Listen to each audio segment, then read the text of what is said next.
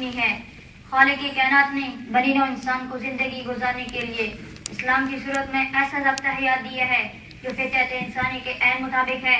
اور دل و دماغ کو اپیل کرنے والی ایسی روشنی دی ہے جو انسان کو جہالت کی تاریکیوں سے نکال کر ترقی کی شاہراہ پر لے آتا ہے۔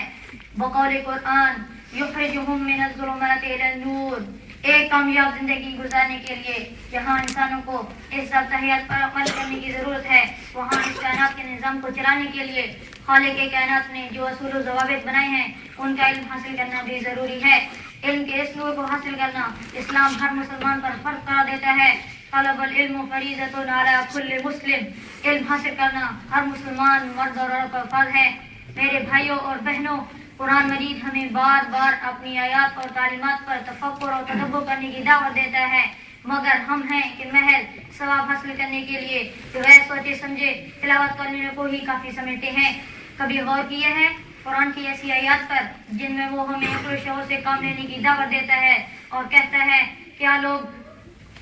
سیراب کے جہاز اونٹ میں ہم نے کن خوبیوں کو پیدا کر رکھا ہے، آسمان اور آسمان کی افاقوں کو نہیں دیکھتے کہ ان کے اندر ہم نے اس دنیا کی طرح کتنی دنیایں پیدا کر رکھی ہیں، ان پہاڑوں کو نہیں دیکھتے کہ ان کے اندر ہم نے اس دنیا کی طرح کیا خزانے چھپا رکھے ہیں، اور اس زمین کی سطح کو نہیں دیکھتے کہ اس کے نشیب و فراز میں خالق نے اپنی مخلوق کے لیے کیا آسمان مہیا کر رکھے ہیں۔ سامعین کرام، قرون اولا کے مسلمان قرآن کی ایسی آیات محض ثواب حاصل کرنے کے لیے ہی نہیں کرتے تھے بلکہ تفکر و تدبر بھی کرتے تھے۔ وہ مسلمان اونٹ اور دوسرے جانوروں کی تخلیق پر غور کرتے گئے تو دنیا والوں کو علم و نباتات اور علم و حیوانات سے متعارف کرایا، آسمان کی افاقوں پر غور کیا تو دنیا والوں کو اسٹرونومی اور اسٹرالوجی کی صورت میں علوم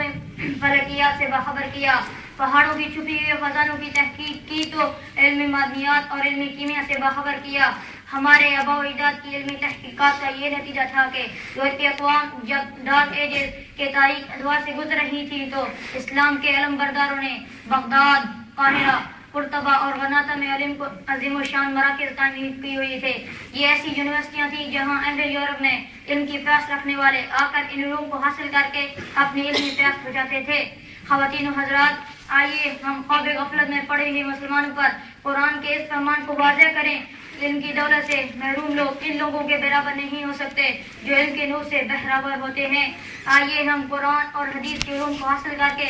اپنے ایمان اور اخلاق کو مضبوط بنائیں، اور اس کے ساتھ ساتھ سائنس اور ٹیکنالوجی کے علوم کو حاصل کریں اور دور رفتہ کے عروج اور کمال کے پھر مالک بن جائیں۔ اٹھ کے اب بزم جہاں کا اور ہی انداز ہے، مشرق و مغرب میں تیرے دور کا آغاز ہے۔ وآخر دعوانا الحمدللہ رب العالمین۔